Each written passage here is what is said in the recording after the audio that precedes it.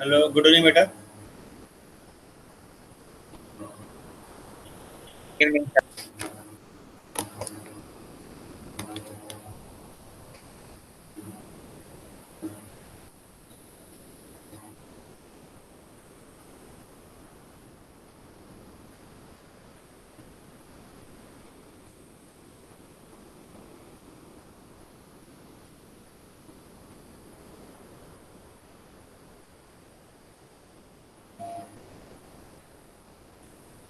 बेटा, सबको स्क्रीन दिखाई दे रहा है मेरा? Yes sir. तो लास्ट क्लास तक some basic concept of chemistry हो गया था। तो उसमें अगर कोई डाउट है तो मुझसे पूछ सकते हो, some basic concepts of chemistry. और उसमें जो डीपीपी दिया गया था, आई होप डीपीपी सब लोगों ने ट्राई किया होगा। डीपीपी, तो डीपीपी दिया गया था इसमें बेटा 1A, 1B, 1C और 1D तक। इसके बाद डीपीपी दिया गया था 1A और 1F, है ना। ये होमवर्क दिया गया था 1F अप टू 1F तक। ठीक है, तो यहाँ तक हो गया होगा। अगर 1F तक कोई डाउट है पूछते बेटा। जो दो न्यू डीपीपी दिया गया था E and F, 1E 1F, इसमें कोई डाउट है किसी को?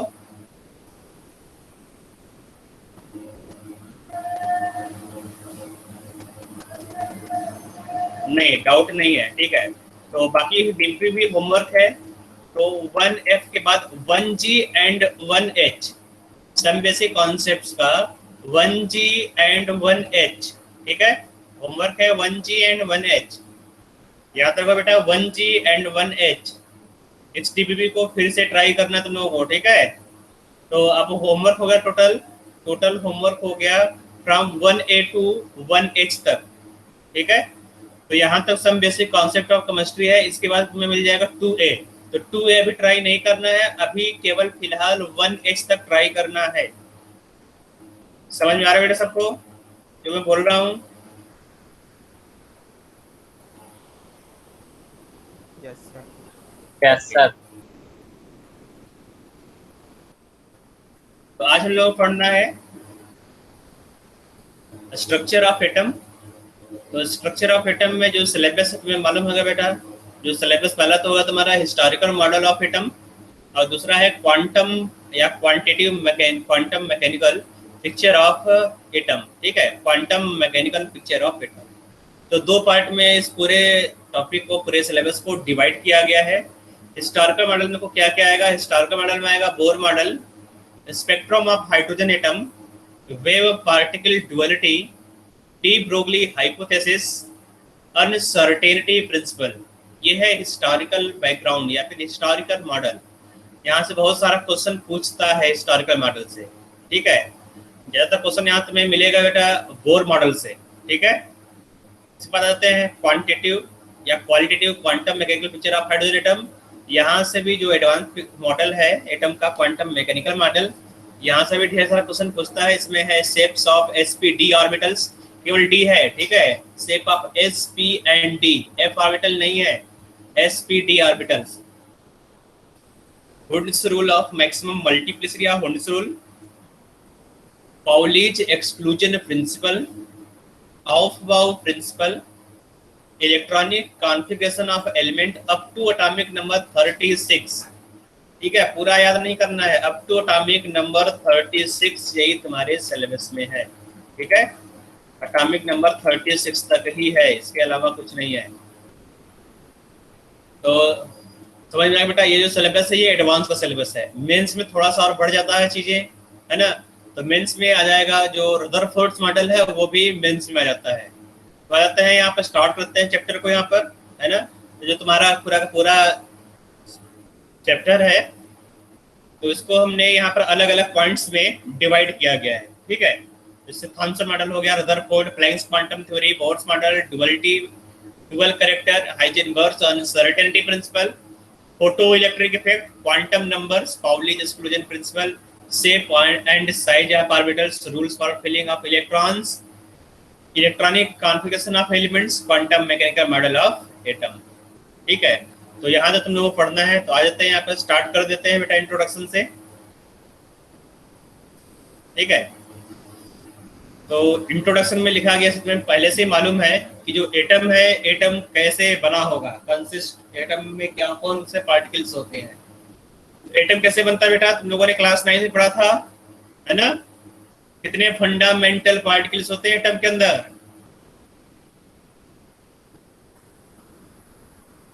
Fundamental particles in atom sir 3, नाम बताओगे बेटा? क्या क्या हो सकता है बेटा 3 में? और इलेक्ट्रॉन। गर्वित बोल रहा है बेटा, बोलो। Proton, electron, neutron. हाँ, प्रोटॉन, इलेक्ट्रॉन एंड न्यूट्रॉन, ठीक है। तो आगे चलते हैं, यहाँ पर देखते हैं कि 3 फंडामेंटल पार्टिकल हो गया, प्रोटॉन, इलेक्ट्रॉन एंड न्यूट्रॉन। तो ये पार्टिकल एटम के अंदर कैसे अरेंज होगा, है ना, इसको अलग अलग साइंटिस्ट ने बताया कि किस तरह से प्रोटॉन, इलेक्ट्रॉन, न्यूट्रॉन एटम के अंदर होगा। और इस अरेंजमेंट को ही बोलते हैं एटॉमिक मॉडल। किस तरह से एटम के अंदर न्यूट्रॉन होगा या प्रोटॉन होगा या इलेक्ट्रॉन किस तरह से अरेंज होगा, है ना, उसी को एटॉमिक मॉडल बोलते हैं। तो जो सबसे पहला मॉडल दिया गया था, फर्स्ट मॉडल दिया गया था, थॉमसन मॉडल था, ठीक है। थॉमसन ने बताया था कि किस तरह से इलेक्ट्रॉन, प्रोटॉन और न्यूट्रॉन एटम के अंदर होते हैं, ठीक है। और इस मॉडल को प्लम पुडिंग मॉडल बोलते हैं, यहाँ लिखा गया प्लम पुडिंग मॉडल, ठीक है। तो उस खरबूजे टाइप का ये है ना। तो ये प्लम एक अलग सा फ्रूट होता है, ये विदेशी फ्रूट है। तो इसमें बोला बेटा जे थॉमसन ने, in 1904 scientist Thomson propose that there was an equal and opposite charge developing the electron in matrix. This model is called plum pudding model after a type of Victorian dessert in which bits of plum were surrounded by matrix of pudding. इसको छोड़ देते हैं, ऊपर क्या लिखा हुआ है, इससे ज्यादा कुछ लेना देना नहीं है। ये देखो मॉडल इस तरह से था कि ये तुम्हारा कुछ तरबूज टाइप का है, तरबूज तुमने देखा बेटा ग्रीन वाला जिसमें ब्लैक सीड होता है, ठीक है, उसी टाइप का ये मॉडल है ना, तरबूजे टाइप का।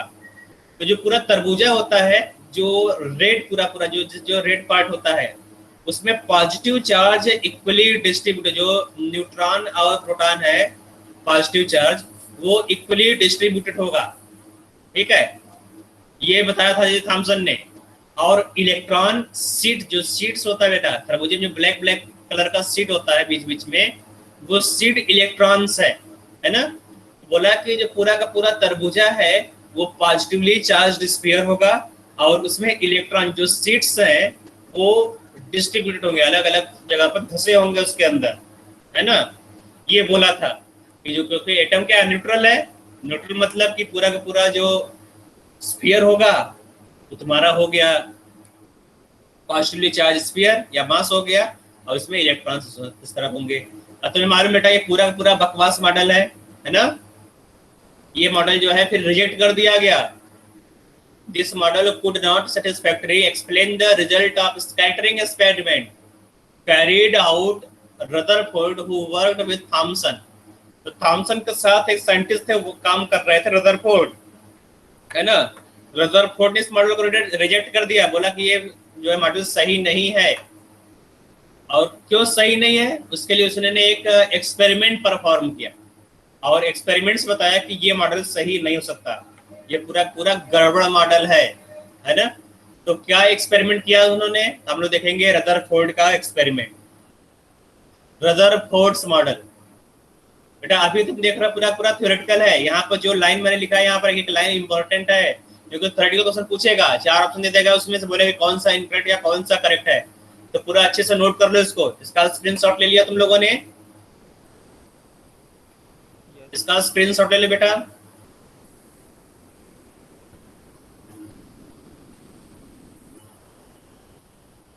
ले लिया बेटा स्क्रीनशॉट?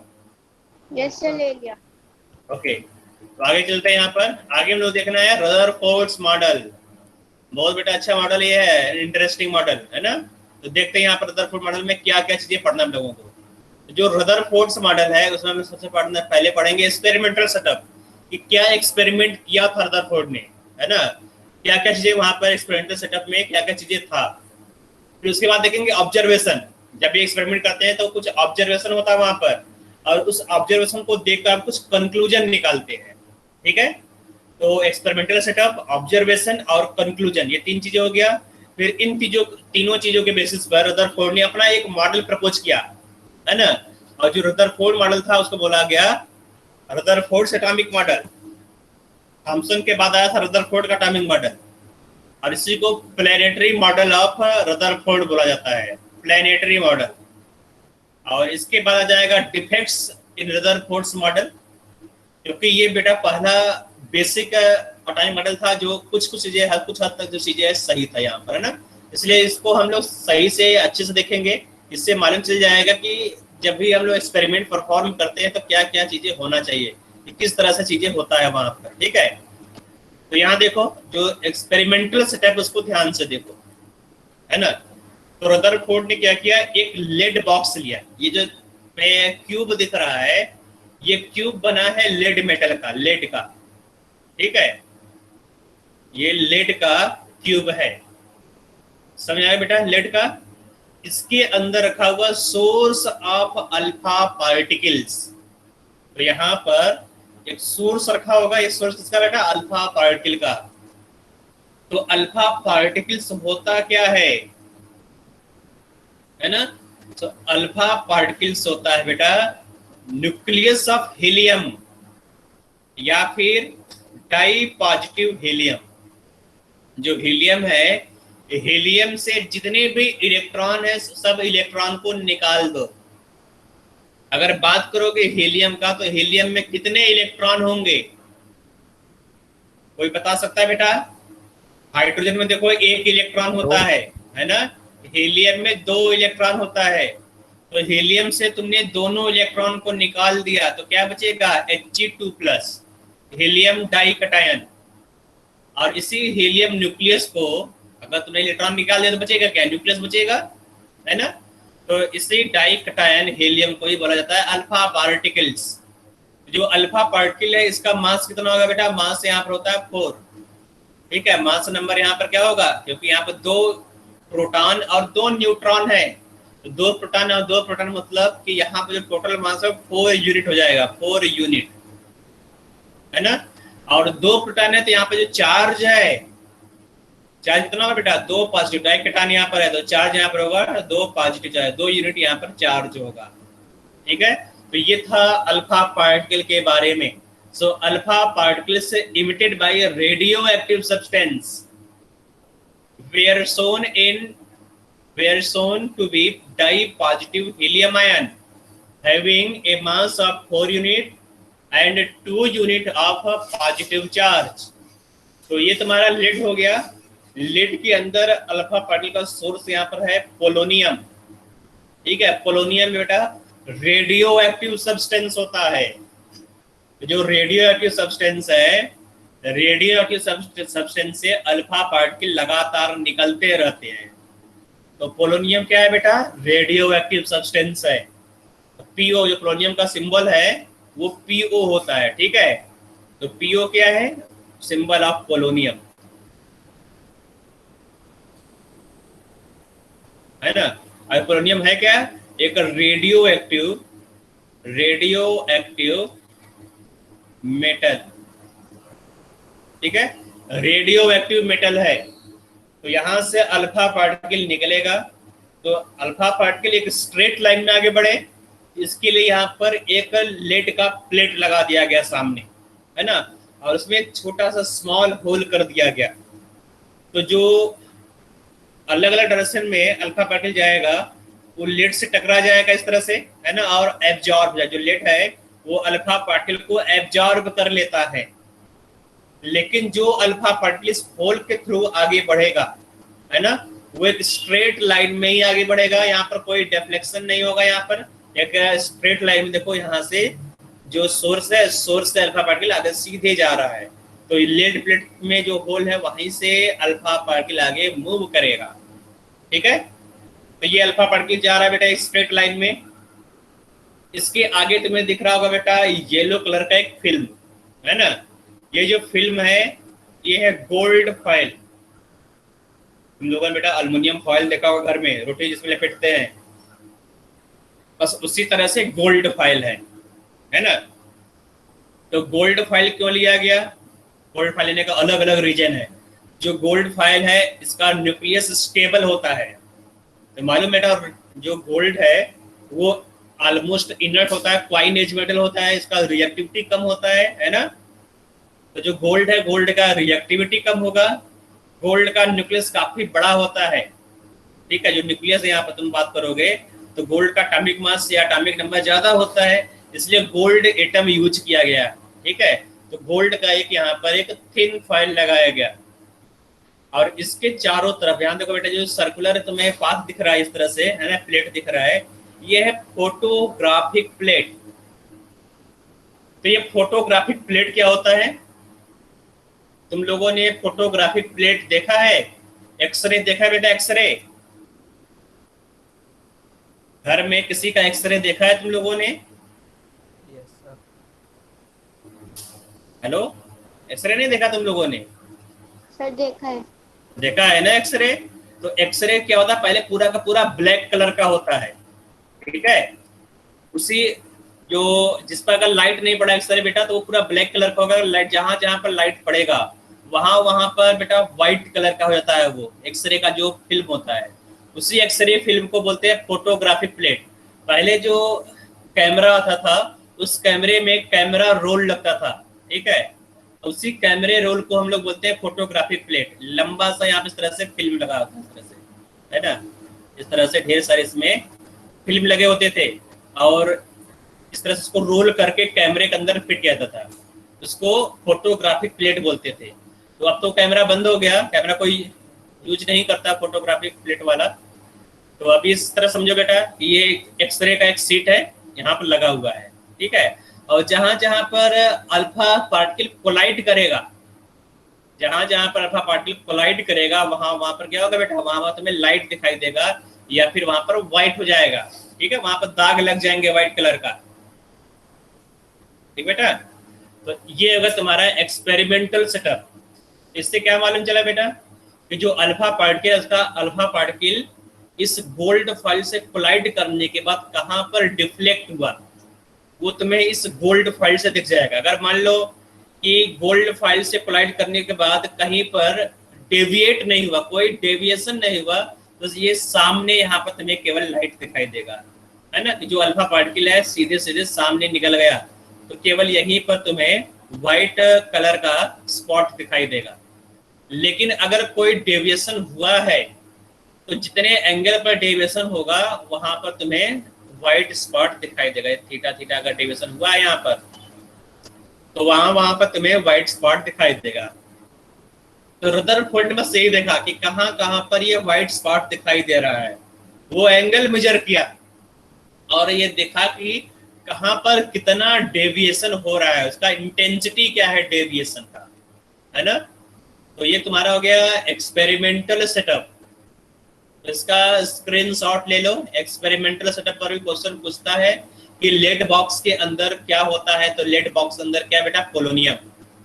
यहाँ पर जो तुमने लेड प्लेट लिया या लेड बॉक्स लिया, इस लेड बॉक्स को ही क्यों लेते हैं, इसका रीजन है बेटा कि जो लेड है, लेड चैम्बर है, लेड चैम्बर अल्फा पार्टिकल को एब्जॉर्ब कर लेता है, इसलिए यहाँ पर लेड चैम्बर यूज करते हैं। फोटोग्राफी प्लेट क्यों लगाया गया, क्योंकि फोटोग्राफी प्लेट अल्फा पार्टिकल से रिएक्ट करके यहाँ पर सिंटिलेशन प्रोड्यूस करेगा। सिंटिलेशन मतलब चमक, जहां जहां पर अल्फा पार्टिकल यहाँ पर टकराए कोलाइड करेगा वहां पर सिंटिलेशन होगा। अल्फा पार्टिकल यहाँ पर गोल्ड फाइल है, सॉरी यहाँ पर फोटोग्राफी प्लेट है, इसके अलावा जिंक सल्फाइड का स्क्रीन भी यूज करते हो। ठीक है, जिंक सल्फाइड स्क्रीन भी सेम चीजें करता है। ठीक है, वहां पर तुम्हें लाइट दिखाई, जहां जहां पर अल्फा पार्टिकल कोलाइड करेगा वहां पर तुम्हें चिंगारी की तरह तुम्हें दिखाई देगा जलता हुआ। आगे देखते हैं ऑब्जर्वेशन कि क्या क्या ऑब्जर्वेशन है ना। तो जो ऑब्जर्वेशन है वहां पर ध्यान से देखोगे कि क्या ऑब्जर्वेशन यहाँ पर बेटा, है ना। तो जो ऑब्जर्वेशन यहाँ पर 4 पॉइंट्स में दिखाया गया, 4 ऑब्जर्वेशन। इस डायग्राम में तुम्हें क्लियर समझ में आ जाएगा, है ना। जो डायग्राम है ये एनसीईआरटी में दिया गया है, इसको अच्छे से समझ जाएंगे। देखो ये जो तुम्हारा दिख रहा है बेटा यहाँ पर, यहाँ से लेकर यहाँ तक ये थिन गोल्ड फाइल है, गोल्ड फॉइल में अलग अलग जगह पर तुम्हारा एटम होगा, न्यूक्लियस होगा यहाँ पर, है ना। तो अब क्या हुआ, जो बीम ऑफ अल्फा पार्टिकल आ रहा है, जो अल्फा पार्टिकल आ रहा है, maximum alpha particle, maximum alpha particle undeflected, यहाँ पर कोई डिफ्लेक्शन देखो यहाँ पे सीधे सीधे निकल जा रहा है। अगर सीधे सीधे निकल जा रहा है उसको बोलते हैं अनडिफ्लेक्टेड अल्फा पार्टिकल, ठीक है। कुछ अल्फा पार्टिकल देखो यहाँ पर, ये जो अल्फा पार्टिकल यहाँ से जा रहा है, इस न्यूक्लियस इस एटम से कोलाइड करके यहाँ पर डेविएट हो गया, इसको बोलते हैं डिफ्लेक्टेड अल्फा पार्टिकल। ये डिफ्लेक्टेड हो गया और यहाँ पर डिफ्लेक्टेड पार्टिकल है। कुछ अल्फा पार्टिकल देखोगे यहाँ पर डिफ्लेक्शन बहुत ज्यादा हुआ, लार्ज डिफ्लेक्शन हुआ यहाँ पर, ठीक है। यहाँ पर तो स्मॉल डिफ्लेक्शन हुआ, यहाँ पर भी स्मॉल डिफ्लेक्शन हुआ। यहाँ पर देखोगे तो ये यहाँ से पूरा का पूरा इस तरह से एंटी मुड़ गया, यहाँ पर ये लार्ज डिफ्लेक्शन हुआ। तो ये है ऑब्जर्वेशन, ठीक है। तो इस ऑब्जर्वेशन को ऊपर देखेंगे यहाँ पर, तो नंबर 1 ऑब्जर्वेशन लिखा हुआ है, majority of alpha particle pass through straight line through gold strip with little और नो डिफ्लेक्शन। तो मैक्सिमम अल्फा पार्टिकल क्या हुआ बेटा, सीधे सीधे निकल गया, कोई डिफ्लेक्शन नहीं हुआ, ठीक है। मेजॉरिटी मतलब मैक्सिमम। फिर आगे लिखा हुआ, some alpha particle are deflected from their path and diverge. तो कुछ क्या हुआ बेटा, डाइवर्ज हुआ यहाँ पर, है ना, कुछ में डिफ्लेक्शन हुआ।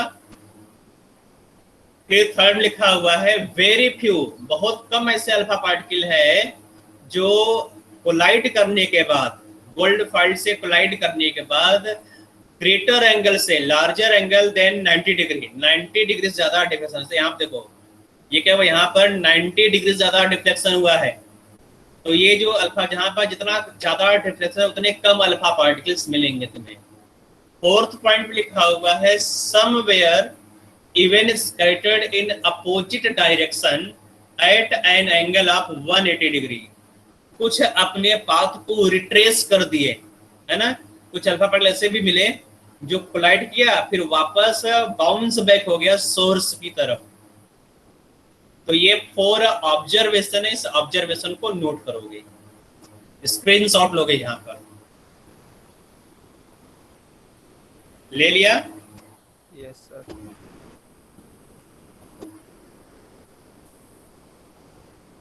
आगे आते हैं, आगे देखेंगे हम लोग कंक्लूजन। तो यहाँ पर रदरफोर्ड ने क्या कंक्लूजन, क्या कंक्लूड किया, उसको देखेंगे, ठीक है। कंक्लूजन तो देखो यहाँ पर कंक्लूजन काफी क्लियर है। तो कंक्लूजन में ये देखा गया कि जो एटम है, एटम का मैक्सिमम पार्ट हॉलो है, मतलब स्पेस वहां कुछ नहीं है ना।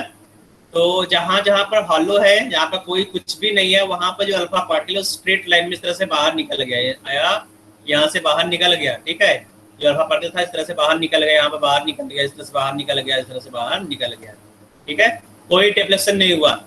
तो मैक्सिमम पार्ट क्या है बेटा, हॉलो है, एम्प्टी है। यहाँ लिखा हुआ है, the fact that most of alpha particles passed through straight line through the metal foil indicates the most part of atom is empty, ठीक है। नंबर 2, तो सेकंड कंक्लूजन क्या है, पहला तो ये हो गया।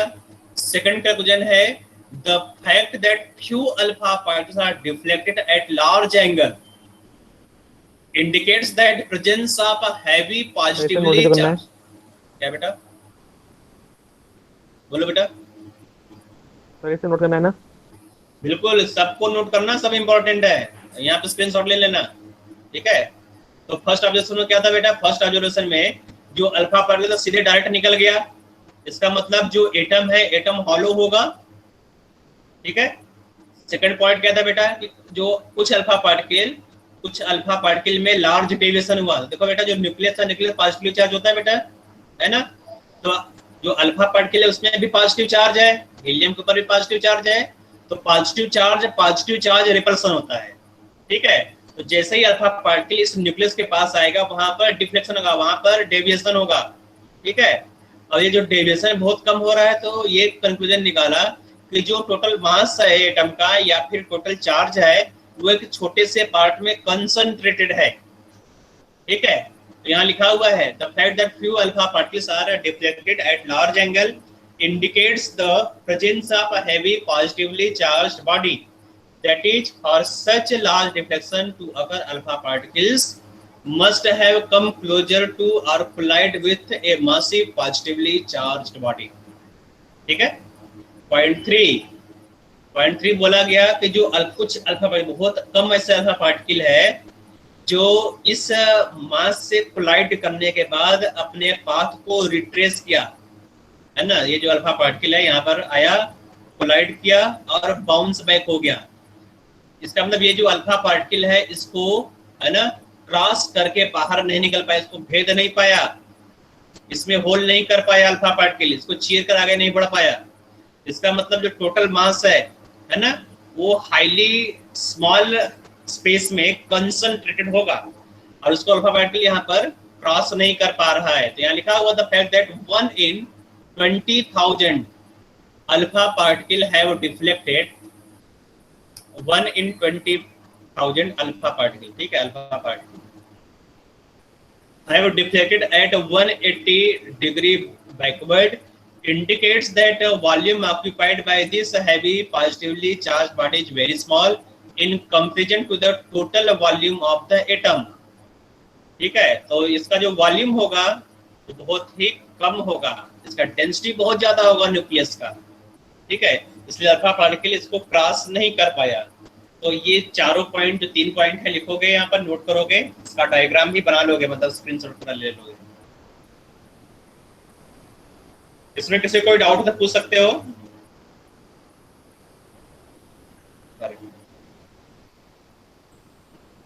स्क्रीनशॉट ले लिया बेटा,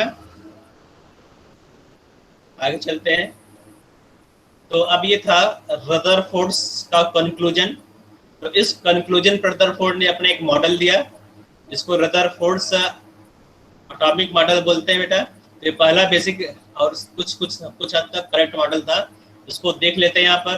ठीक है, Rutherford proposed N atomic model on the basis of above observation. Rutherford proposed an atomic model as follows. Number 1, all the positive charge and nearby total mass of an atom is present in a very small region at the center of atom. The atom's center is called nucleus. तो first time जो Rutherford ने बेटा, Rutherford ने nucleus word दिया. तो nucleus का discovery किसने किया बेटा? रदरफोर्ड ने. तो पूरा का पूरा जो क्रेडिट है न्यूक्लियस का वो रदरफोर्ड को जाता था. रदरफोर्ड ने बताया कि न्यूक्लियस, एटम के अंदर न्यूक्लियस होगा जहां पर टोटल मास होगा और टोटल पॉजिटिव चार्ज होगा. ठीक है, और वो रीजन बहुत ही स्मॉल होगा. ये बताया, इसका जो साइज है बहुत ही स्मॉल साइज होगा इस न्यूक्लियस का. ठीक है, और साइज के बारे में नीचे बताया गया है. The size of nucleus is very small in comparison to the size of atom. Diameter of nucleus is about 10 power minus 13 centimeter, while the diameter of atom is in the order of 10 power minus 8 centimeter. ठीक है, तो इसको इस तरह से तुम compare करते हो. जो फुटबॉल का ग्राउंड होता है ना, जो फुटबॉल का ग्राउंड है वो तुम्हारा एटम का साइज है, और जो फुटबॉल है वो तुम्हारा न्यूक्लियस है. ठीक है, तो ये डिफरेंस होता है साइज में. तो जो एटम है, एटम का साइज अगर तुम मीटर में कन्वर्ट करोगे तो एटम का साइज क्या होगा? एटम का साइज होगा ऑलमोस्ट 10 पावर माइनस 10 मीटर. और जो न्यूक्लियस है, nucleus size 10 power minus 15 metre. ठीक है, ये होता है न्यूक्लियस और एटम का साइज. तो आगे देते हैं पॉइंट 3 में. Most of space outside the nucleus is empty. खाली है, कुछ नहीं है वहां पर. Point 4, the electron equal in number to the net nuclear positive charge revolve around the nucleus with fast speed like planet around the sun. तो इन्होंने बेटा प्लैनेटरी मॉडल दिया कि जिस तरह से जो प्लेनेट है वो सन के अराउंड इस तरह से रिवॉल्व करता है ना. अलग अलग ऑर्बिट में जो प्लेनेट है रिवॉल्व करेगा, और यहाँ पर सेंटर पर क्या होगा? सन होता है. उसी तरह से एटम भी होगा. तो एटम क्या होता है बेटा? एटम में न्यूक्लियस होगा, न्यूक्लियस के चारों तरफ इलेक्ट्रॉन रिवॉल्व करेंगे, घूमते रहेंगे, ठीक है, इसलिए इसको प्लेनेटरी मॉडल बोलते हैं। उसने कंपेयर किया सन प्लेनेट को न्यूक्लियस के साथ। The electron equal in number to the net nuclear positive charge revolve around the nucleus with fast speed like planets around the sun. Point 5. According to him, atom consists of two parts. Number A, nucleus, और nucleus के अलावा जो part है उसको तुम क्या बोलोगे?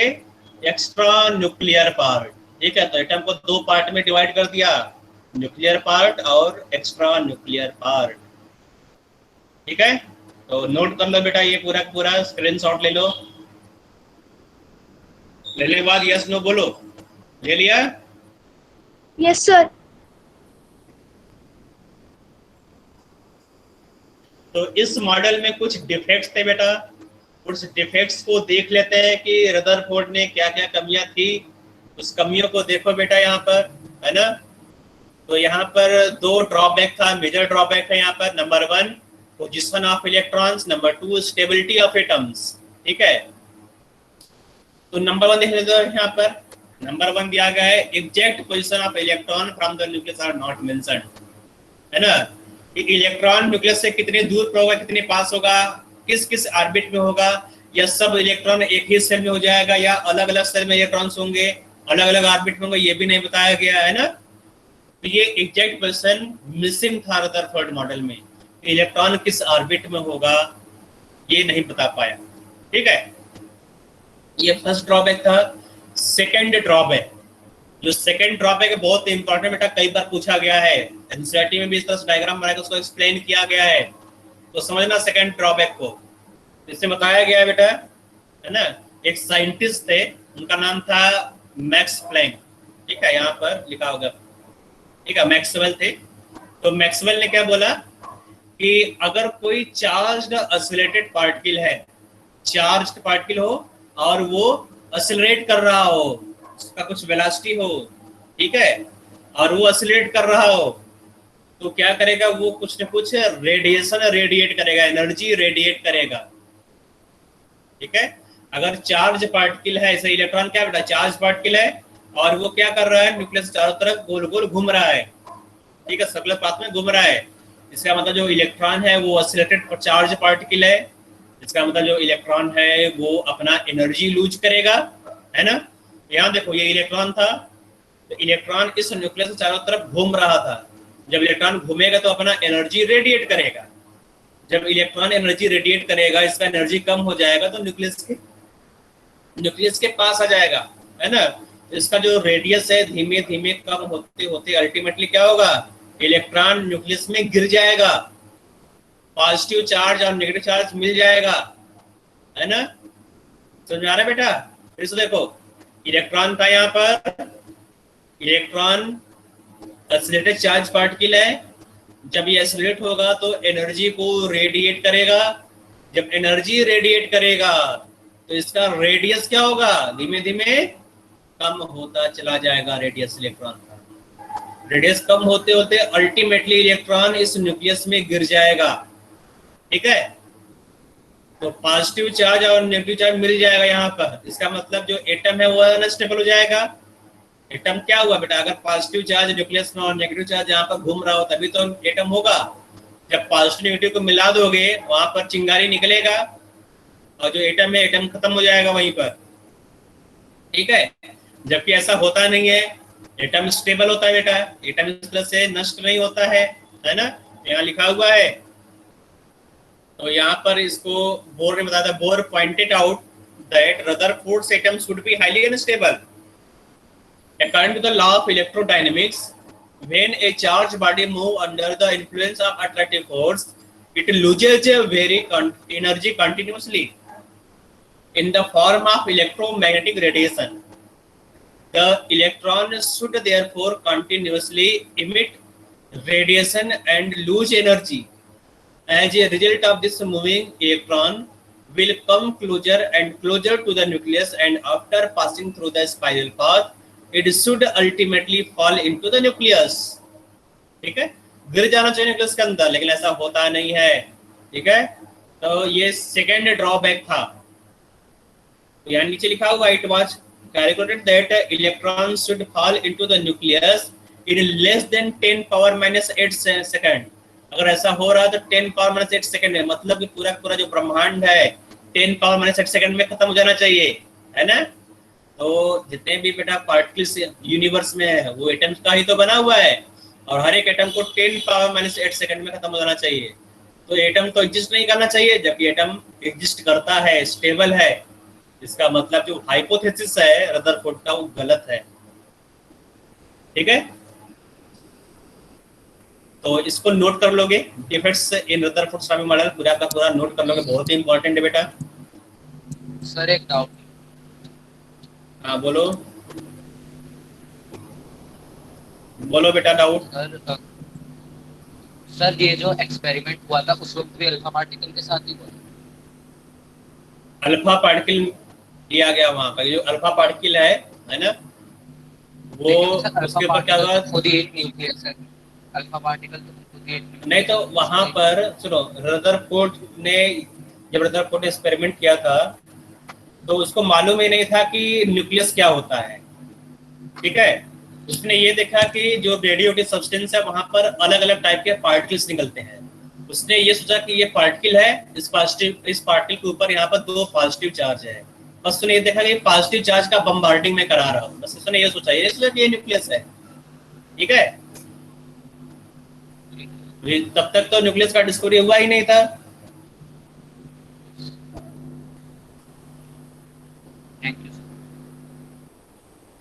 Okay, आगे चलते हैं यहाँ पर। तो ये रदरफोर्ड्स मॉडल हो गया, इसमें डिफेक्ट्स हो गए, ये कंप्लीट हो जाता है तुम्हारा रदरफोर्ड्स मॉडल। ठीक है, रदरफोर्ड्स मॉडल के बाद हम लोग पढ़ेंगे प्लैंक्स क्वांटम थ्योरी।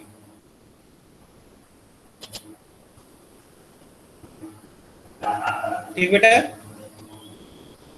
तो कुछ लोग अब आ गए हैं। तो लास्ट क्लास में मैंने कुछ डीपीपी दिया गया था, है ना, मैंने कुछ डीपीपी दिया था बेटा। तो सब लोगों ने डीपीपी अटेम्प्ट किया था या नहीं किया था? Yes sir. डीपीपी सबने अटेम्प्ट किया था।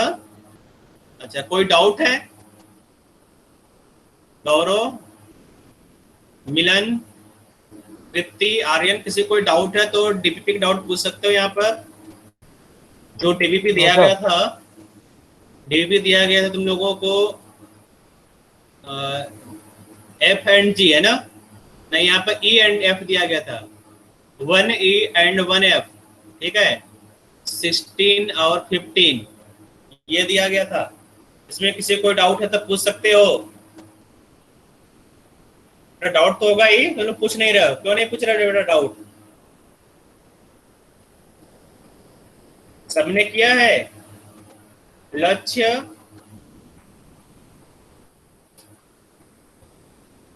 डीपीपी किया है तुमने?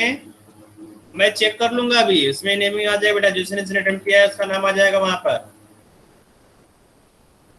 अब मैं यहाँ चेक करूंगा तो यहाँ पर नाम लिखकर आ जाएगा। चलो मैं चेक कर लेता हूँ यहाँ पर।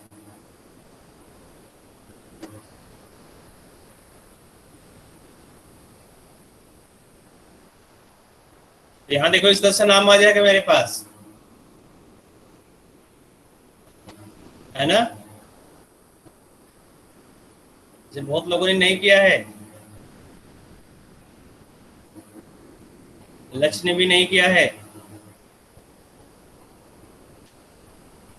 जिसको बेटा डीपीपी में कोई भी डाउट है तो पूछ सकते हो अभी फिलहाल के लिए तुरंत।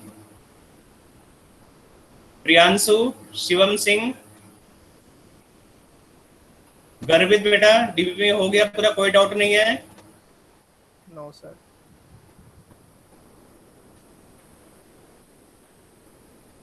सीमा, कोई डाउट है डीपीपी में?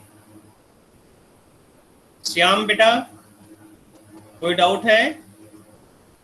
बेटा यहाँ पर जो आईडी रिफ्लेक्ट हो रहा है, हाँ, हो सकता है कि घर में किसी दूसरे का आईडी हो, तुम दूसरे आईडी से लॉगिन हुए हो, लेकिन जो आईडी यहाँ पर नेम दिख रहा है मैं उसी को प्रोनाउंस कर रहा हूँ, तो माइंड मत करना कि ये दूसरा नाम आप बोल रहे हैं सर, है ना। तो आर्यन या डीपीपी, कब करोगे बेटा? टाइम तो बहुत कम है ना, डीपीपी नहीं करोगे तो समझ में नहीं आएगा। जो सम बेसिक कॉन्सेप्ट है, मोल कॉन्सेप्ट्स है, वहां पर कंसंट्रेशन टर्म्स है, वहां पर ढेर सारे अच्छे अच्छे क्वेश्चन दिए गए हैं। तुम क्वेश्चन पूछ रही हो, उसका मतलब किसी ने सर अटेम्प्ट जी ही नहीं आज ही किया। कर रहा हूँ, सर जी आज ही कर अच्छा रहा हूँ। अच्छा, तुम कर रहे हो, बाकी लोग मैं पूछ रहा हूँ, बाकी लोग बेटा तेजस्विता, दिव्यांश राज, तुम लोग डीपीपी अटेम्प्ट नहीं कर रहे हो तो मुश्किल हो जाएगा बेटा आगे। ओके, आज फर्स्ट क्लास है, ठीक है, ओके ठीक है, तो तुम लोग अटेम्प्ट करते रहना। तो आ जाते हैं प्लैंक्स क्वांटम थ्योरी पर।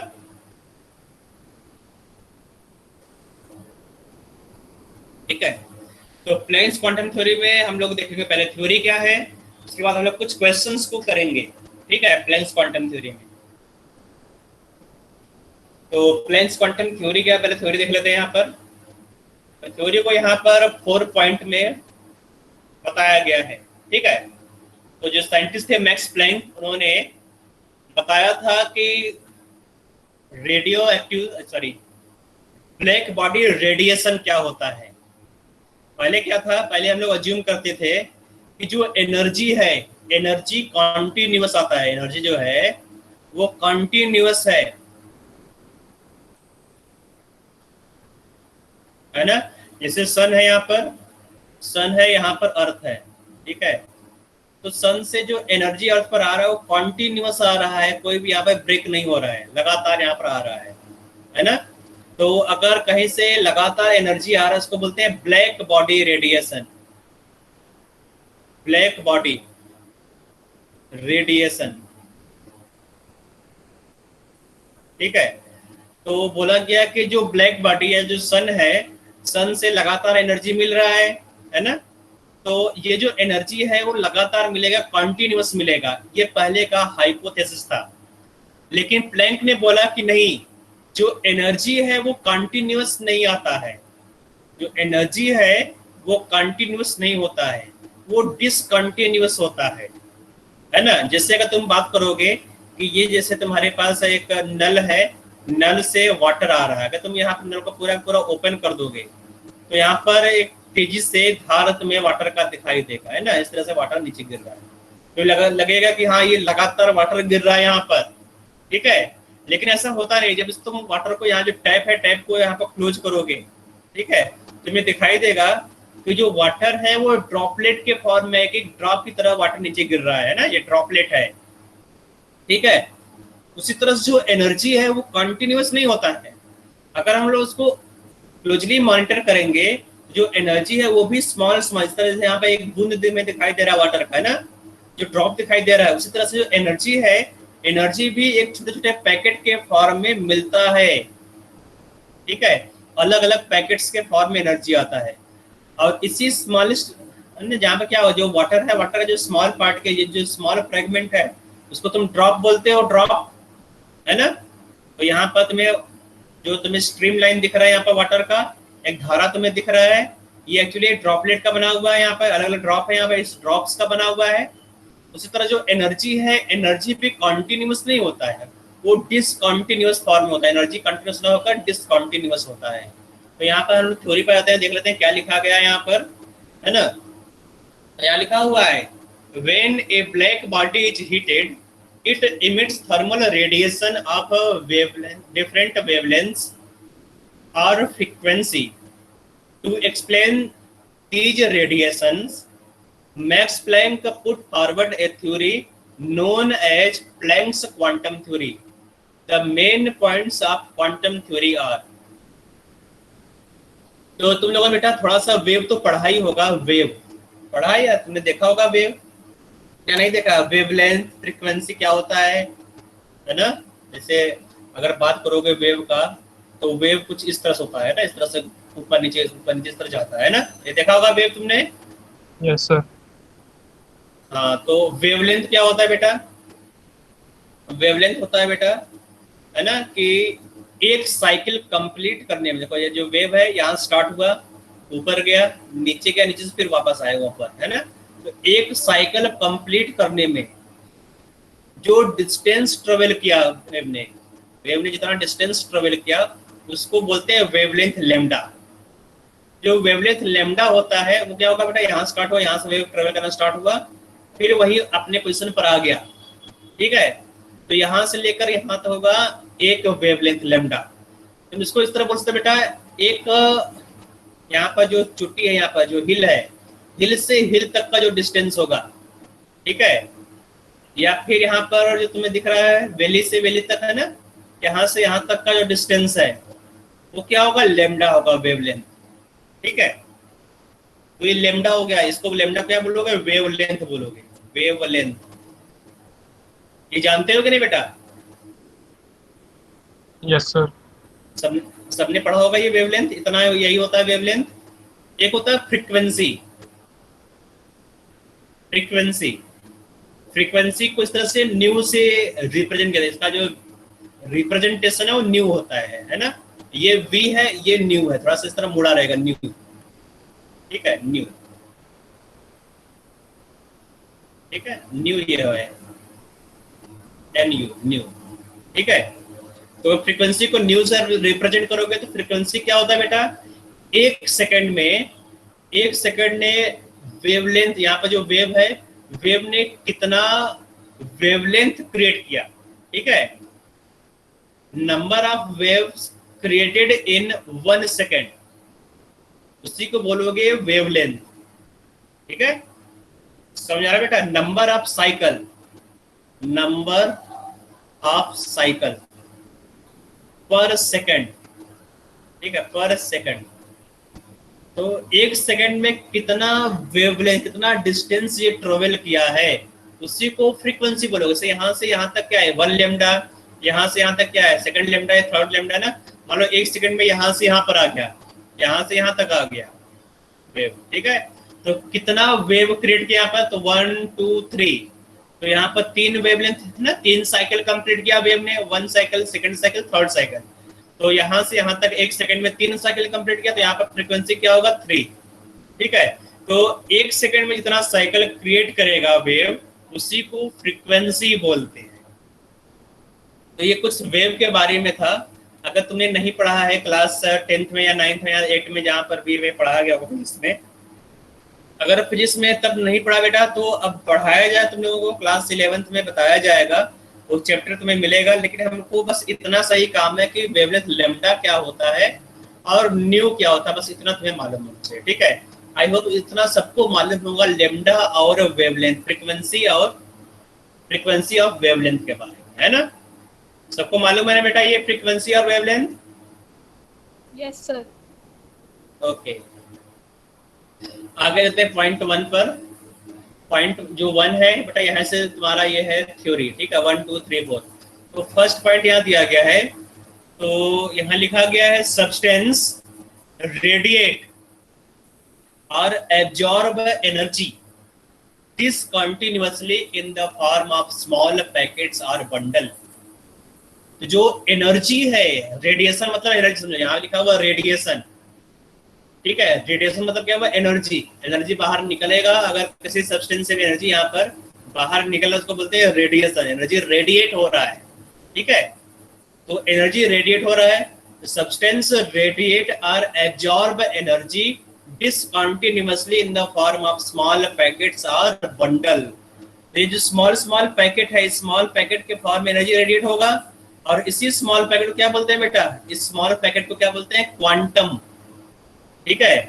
यहाँ लिखा हुआ है the smallest packet of energy is called quantum. In case of light quantum is known as photon.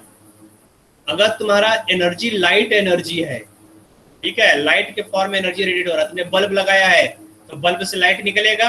Light भी क्या बेटा, लाइट क्या है, लाइट एक तुम्हारा एनर्जी का फॉर्म है ना। तो लाइट से जो स्मॉलेस्ट पार्टिकल निकलेगा उसको फोटॉन बोलते हैं, फोटॉन, ठीक है। तो फोटॉन क्या है बेटा, स्मॉलेस्ट पार्ट ऑफ एनर्जी है। उसी तरह से क्वांटम क्या होगा, quantum is also known as smallest part और स्मॉलेस्ट पैकेट ऑफ एनर्जी। तो पॉइंट 2 बहुत इंपॉर्टेंट बेटा, क्वांटम क्या होता है, फोटॉन क्या होता है, इन दोनों में डिफरेंस या सिमिलरिटी क्या है तुम्हें मालूम होना चाहिए। जो स्मॉलेस्ट पैकेट ऑफ एनर्जी उसी को क्वांटम बोलोगे। समझ में आ गया बेटा? पॉइंट 1 पॉइंट 2 समझ में आ गया? Yes, sir. Yes, sir. Point 3 में आ जाते हैं। हाँ ठीक है बेटा। पॉइंट 3 में the energy of a quantum is directly proportional to the frequency of radiation. तो अब यहाँ देखो, जो एनर्जी है वो इस तरह से अलग अलग डिस्क्रीट मैनर में रेडिएट होगा, है ना। ये तुम्हारा तुम देखोगे यहाँ पर कि ये जो एनर्जी है इस तरह छोटे छोटे पैकेट में निकल रहा है, ठीक है। तो यहाँ पर जो तुमने स्मॉलेस्ट पैकेट लिया, ये जो पैकेट ऑफ एनर्जी है ना, ये जो एनर्जी होगा that is directly proportional to the frequency. जो यहाँ पे एनर्जी रेडिएट हो रहा है ना, उस एनर्जी को तुम इस तरह से निकालते हो। So energy is directly proportional to the frequency. तो ये फोटॉन हो गया। तो फोटॉन का जो एनर्जी होगा, एक फोटॉन का एनर्जी, ठीक है। So energy of photon is directly proportional to the frequency. अगर इस प्रोपोर्शनलिटी को हटाओगे तो energy of photon is directly proportional to the frequency. और तुमने प्रोपोर्शनलिटी को हटाया तो एक प्रोपोर्शनलिटी कांस्टेंट आ जाएगा h, ठीक है। तो यहाँ पर प्रोपोर्शनलिटी कांस्टेंट h मिल गया। तो ये h है proportionality constant, where nu is the frequency of radiation. Nu क्या बेटा? फ्रीक्वेंसी ऑफ रेडिएशन है। h is the Planck's constant, याद रखो h क्या है? कांस्टेंट है। और इसको डिस्कवर किसने किया बेटा? प्लैंक्स ने। इसने अपना नाम दे दिया, इसको बोल दिया प्लैंक्स कांस्टेंट। h क्या है? Planck's constant. और इसका वैल्यू कितना होगा प्लैंक्स कांस्टेंट का? 6.6 इंटू 10⁻34 जूल सेकंड। तो इस नंबर को याद रखना, जो h है, h का जो नंबर है इसको याद रखना है ना।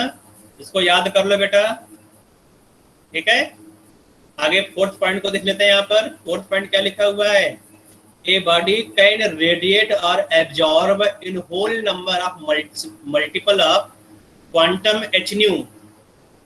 तो अगर तुम देखोगे कि जो एनर्जी यहाँ पर मिल रहा है, जो बकेट में देखो, अगर तुम यहाँ पर नीचे तुमने बकेट लगा दिया, यहाँ पर ड्रॉपलेट है, यहाँ तुमने बकेट लगा दिया, ठीक है। तो जो वाटर है यहाँ पर आएगा, तो जो टोटल वाटर होगा वो क्या होगा बेटा? इंटीग्रल मल्टीपल ऑफ ड्रॉपलेट होगा। यहाँ पर जो टोटल वाटर होगा बेटा वो इसी ड्रॉपलेट के फॉर्म में तो होगा, है ना। उसी तरह से जो एनर्जी होगा, एनर्जी भी क्या होगा? एनर्जी भी क्वांटम के फॉर्म में होगा। अगर एक सब्सटेंस से एनर्जी रेडिएट हो रहा है, दूसरा सब्सटेंस एनर्जी को एब्जॉर्ब कर रहा है।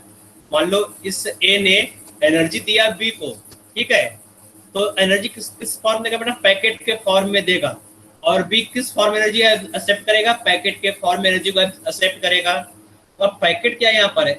जो पैकेट है वो होल नंबर है, 1 पैकेट होता है या 2 होता है या 3 होता है 4 हो सकता है ना। तो जो बी है, बी भी एनर्जी को होल नंबर के फॉर्म में एक्सेप्ट करेगा, है ना। तो कितना होगा यहाँ पर? अगर इसने n पैकेट दिया तो बी ने क्या करेगा? बी भी n पैकेट एक्सेप्ट करेगा। जो n यहाँ पर है क्या है? होल नंबर है, ठीक है, इंटीजर है। क्या लिखा गया यहाँ पर फोर्थ पॉइंट में? A body can radiate or absorb in whole number multiple of quantum h nu, ठीक है। अगर एक क्वांटम एब्जॉर्ब किया तो ई क्या है बेटा? एनर्जी ऑफ 1 क्वांटम, है ना। तो या तो एक क्वांटम का एनर्जी एब्जॉर्ब करेगा, या 2 का, या 3 का, 4 का, है ना। यहाँ पर कोई फ्रैक्शन नहीं समझते। अगर तुम्हें बोला जाए कि ए से बी को तुम एनर्जी ट्रांसफर करो 3/4 क्वांटम एनर्जी उसको रेडिएट करो, तो 3/4 क्वांटम होता ही नहीं है। फ्रैक्शन में तुम पैकेट, जो पैकेट तुम दोगे बेटा है वो इंटीग्रल पैकेट होगा, होल पैकेट होगा। पैकेट को फाड़ कर आधा करके तुम एनर्जी को नहीं ट्रांसफर कर सकते, ठीक है। तो यहाँ पर जो एनर्जी रेडिएट हो रहा है वो होल नंबर के फॉर्म में एनर्जी रेडिएट होगा, ठीक है। तो ये 4 पॉइंट्स है क्वांटम मैकेनिकल मॉडल का, इन सबको याद करना है, ठीक है। तो इसको नोट कर लो, इसका स्क्रीनशॉट ले लो बेटा।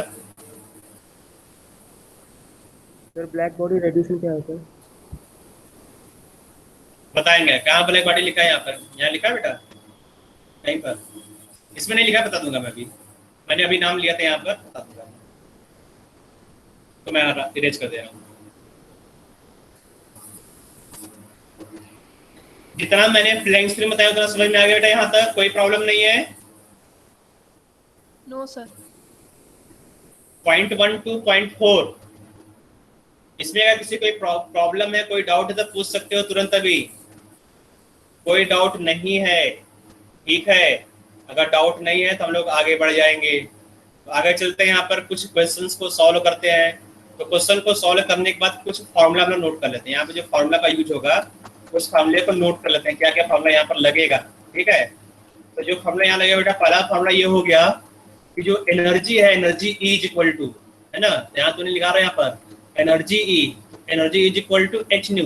तो ये एक क्वांटम का एनर्जी है, एक फोटॉन का, energy of one photon, energy of one photon, ठीक है? अगर यहाँ पर n फोटॉन हो, n फोटॉन्स, तो एनर्जी ऑफ n फोटॉन कितना होगा? E इज इक्वल टू, है ना, n h न्यू। अगर n फोटॉन है तो टोटल एनर्जी, अगर ET लिखा जाए यहाँ पर, ET क्या है? Total energy. तो total energy is equal to जितना फोटॉन एनर्जी निकालना है उसको मल्टीप्लाई कर दो यहाँ पर। अगर एक फोटॉन का एनर्जी निकालना है तो 1 h न्यू होगा, 2 का निकालना तो 2 h न्यू होगा, अगर n फोटॉन का एनर्जी निकालना तो n h न्यू होगा, ठीक है? तो तुम्हें बेसिकली यही क्वेश्चन याद करना, is equal to h nu, number 1। और सेकंड फॉर्मूला तुम्हें याद रखना है यहाँ पर, जो फ्रीक्वेंसी और वेवलेंथ में रिलेशन है, ठीक है? So frequency is equal to speed of light divide by wavelength, ठीक है? ये रिलेशन तुम्हें याद रखना है इन case of light.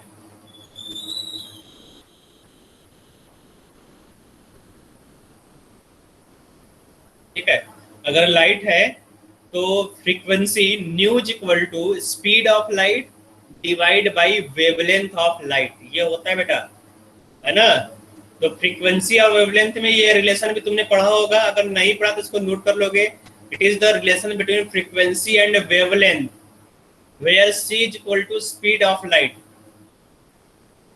Speed of light. तो स्पीड ऑफ लाइट कितना होता है बेटा, कोई बताएगा क्या होता है स्पीड ऑफ लाइट? इसका नंबर क्या होगा, क्या लिखो यहाँ पर? 3 into 10 की power 8 3 into 10 power 8 metre per second.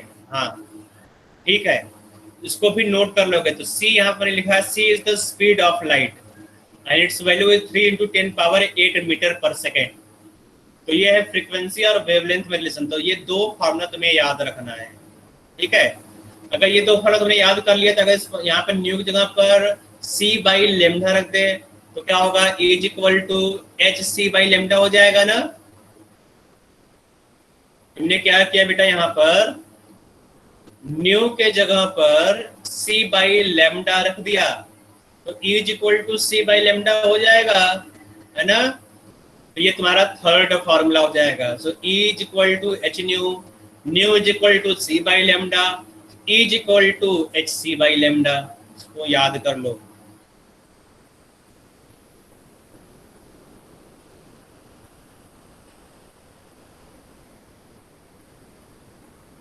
तो यहाँ पर कुछ क्वेश्चंस दिए गए हैं, उस क्वेश्चन को करना होगा तुम्हें, है ना? तो यहाँ पर दिया गया है wavelength, the wave number of A radiation. तो याद रखो यहाँ पर वेव नंबर कुछ नहीं है, यहाँ पर दिया गया 1 बाई लेमडा।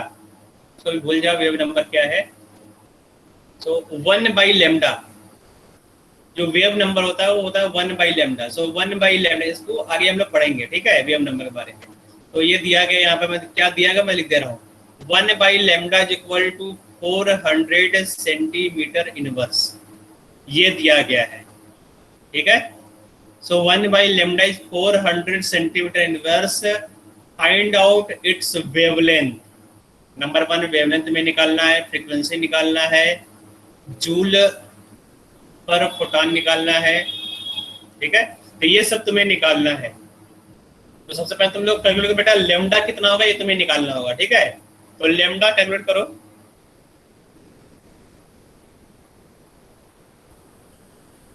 अगर तुम्हें 1 बाई लेमडा दिया गया तो लेमडा नहीं निकाल लोगे? निकल जाएगा ना लेमडा। तो 1 by lambda is equal to 400 centimetre inverse. तो लेमडा क्या होगा बेटा, इसका रेसिप्रोकल ले लो। So lambda is equal to 1 divide by 400 centimetre, ये तो होगा, है ना बेटा? Yes, sir. अब इसके बाद निकालना है फ्रीक्वेंसी। तो पहला तो आसान था, सेकंड तुम्हें निकालना है फ्रीक्वेंसी, न्यू निकालना है। तो न्यू क्या होगा? सी बाई लेमडा, ठीक है। तो अब देखो इसको इस तरह लिखते हैं, 1 by lambda multiplied by c. 1 by lambda दिया गया 400 सेंटीमीटर इनवर्स, है ना, 400 सेंटीमीटर इनवर्स। और सी तुम्हें दिया गया है, सी तुम्हें मालूम है ना, उसको रख कर निकालो। तो यहाँ बेटा यूनिट को ध्यान रखना है, यहाँ पर यूनिट दिया गया सेंटीमीटर इनवर्स, ठीक है। इसको मीटर इनवर्स में कन्वर्ट कर लेना।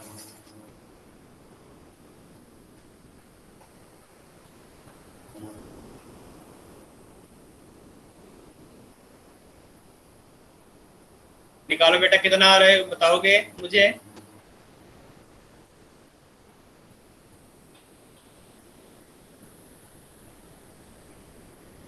So 12 into 10 की पावर 8. तो हो जाएगा ये 4 मल्टीप्लाइड बाई 3 इंटू 10 पावर 8, है ना।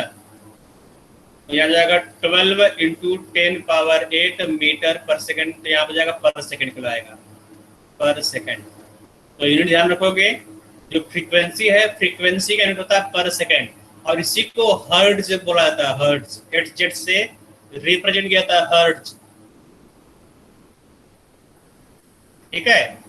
तो फ्रीक्वेंसी का यूनिट क्या होगा? हर्ट्ज या फिर पर सेकेंड। और हर्ट्ज का जो सिंबल है वो है capital H small z, hertz, ठीक है। तो ये तुम्हारा फ्रीक्वेंसी आ गया। फिर तुम्हें निकालना है एनर्जी। यहाँ पर तुम्हें क्या निकालना बेटा? Energy of photon. तो एनर्जी यहाँ पर जूल में निकालना है, पर फोटॉन, जूल में। तो एनर्जी कैसे निकालोगे बेटा? Hc बाई लेमडा, है ना, Hc बाई लेमडा, या फिर H न्यू निकाल सकते हैं यहाँ पर। तो एनर्जी निकालो, सी पार्ट दिया गया एनर्जी पर फोटॉन, एक फोटॉन का एनर्जी तुम्हें निकालना है, ठीक है। तो एक फोटॉन का एनर्जी क्या होगा? Hc by lambda. कितना आ रहा है बेटा? तो मैं यहाँ पर लिख दूं, हो गया, बस उसको सॉल्व करना होगा। चीजें तो आसान है। तुमने यहाँ पर फ्रीक्वेंसी निकाल लिया है, H का तुम्हें मालूम है 6.6 into 10 power minus 34 joule second, ठीक है, जूल सेकंड हो गया। मल्टीप्लाइड बाई हर्ट्ज, कितना है यहाँ पर? 12 इंटू 10 पावर 8 हर्ट्ज, मतलब पर सेकंड, ठीक है, पर सेकंड। ये सेकंड पर सेकंड से कैंसिल, कुल जूल बचेगा यहाँ पर। तो आंसर आ जाएगा 6.6 multiplied by 12 multiplied by 10 raise to the power, कितना हो जाएगा बेटा यहाँ पर? 20 माइनस 26, है ना, जूल, ठीक है। तो 6.6 into 10 power 12 to 10 power 26 joule. तो ये जो नंबर है यहाँ पर लिख सकते हो, नंबर कितना आएगा? 6.6 मल्टीप्लाइड बाई 12 है, तो ये नंबर आ जाएगा 79.2। तो मैं यहाँ लिख दे रहा हूँ इसको 79.2 इंटू 10 पावर माइनस 26 जूल। इसको मिटा देना करेक्शन को। तो ये तुम्हारा एनर्जी जूल में आ जाएगा, एक फोटॉन का एनर्जी ये होगा, ठीक है। तो एनर्जी ऑफ 1 फोटॉन मिल गया। तो अब यहाँ पर एनर्जी फोटॉन का निकालना है। देखो ई पार्ट में आते हैं, यहाँ पर दिया गया है एनर्जी ऑफ फोटॉन पर मोल, ठीक है। तो energy of photon in kilo joule. तो अगर इसको किलो जूल में निकालना है तो जूल और किलो जूल में क्या रिलेशन होता है बेटा? तो 1 joule is equal to 10 power minus 3 kilo joule होता है। तुम्हें मालूम है ये रिलेशनशिप? मालूम है ना? किलो का रिलेशन मालूम है कि नहीं? Yes, sir. तो अगर नहीं मालूम तो नोट कर लो, 1 जूल में 10 पावर माइनस 3 किलो जूल होता है, या फिर 1 किलो में, है ना, 1 किलो जूल में 1000 जूल होता है। इसको नोट कर लो। नोट कर लिया तो आगे बढ़ जाते हैं यहाँ पर। तो आगे हम लोगों को निकालना है energy of 1 mole of photons. इसको तुम किलो जूल में कन्वर्ट कर दो, it is equal to 79.2 into 10 power minus 26 into 10 power minus 3 kilo joule. ठीक है, so it is equal to the, ये जो है पार्ट सी है, तो it is equal to 79.2 into 10 power minus 29 कर दो यहाँ पर 29 किलो जूल। ठीक है, तो एक फोटॉन का एनर्जी आ गया 79.2 into 10 power minus 29 kilo joule.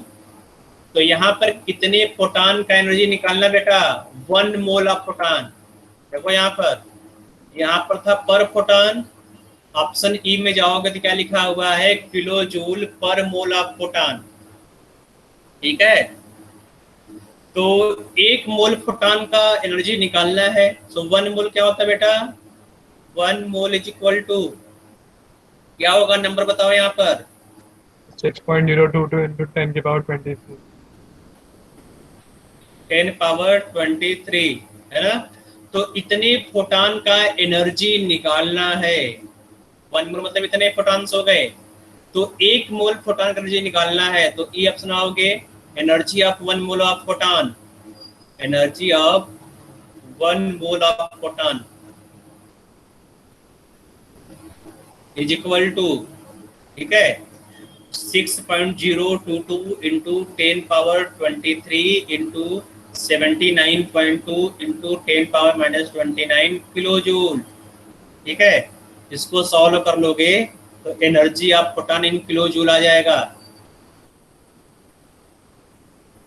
तो मैं इसको सॉल्व कर दूं यहाँ पर मैं लिख दे रहा हूँ। ठीक है, 6.022 मल्टीप्लाइड बाई 79.2। ठीक है, तो ये जो नंबर कितना आ रहा है? ये नंबर आएगा 746 into 10 raise to the power 23 है, यहाँ पर माइनस 29 है, तो डिफरेंस कितना होगा? ठीक है, 9 माइनस 3 तो 6 हो जाएगा, 10 पावर माइनस 6 किलो जूल। ठीक है, थोड़ा सा इसको सिग्निफिकेंट फिगर में लिख देते हैं यहाँ पर, तो 4.76 into 10 raise to the power minus 4 kilo joule.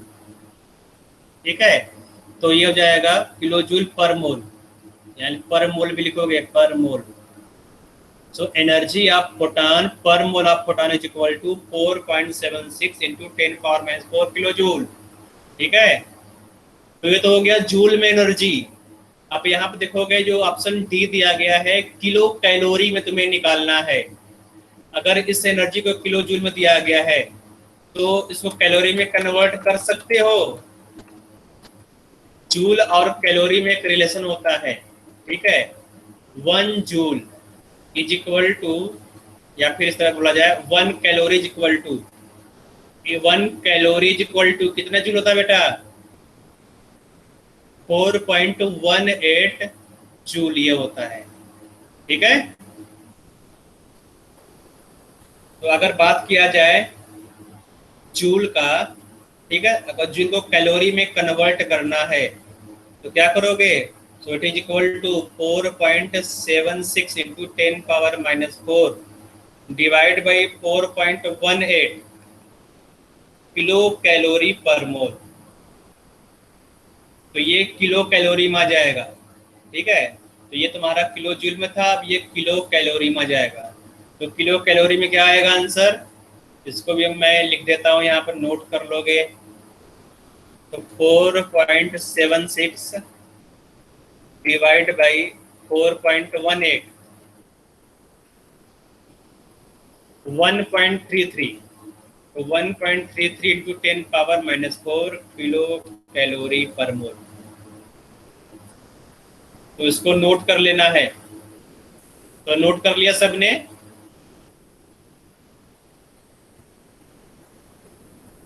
Yes sir. ठीक है, यहाँ पे मैंने पूरा फुल स्क्रीन कर दिया। यहाँ पर क्वेश्चन भी है, तो उसका स्क्रीनशॉट ले लोगे तो क्वेश्चन में आ जाएगा। तो इस क्वेश्चन को एक बार और तुम लोग घर पर जाकर ट्राई करना। ठीक है, एक बार और तुम लोग कर लोगे तो पूरा का पूरा प्लैंक्स थ्योरी समझ में आ जाएगा कि किस तरह से एनर्जी कोरिलेशन होता है वेवलेंथ और फ्रीक्वेंसी के साथ। तो समझ में आ गया, तो आगे बढ़े हम लोग। आगे बढ़ना चाहिए कि नहीं चाहिए बेटा?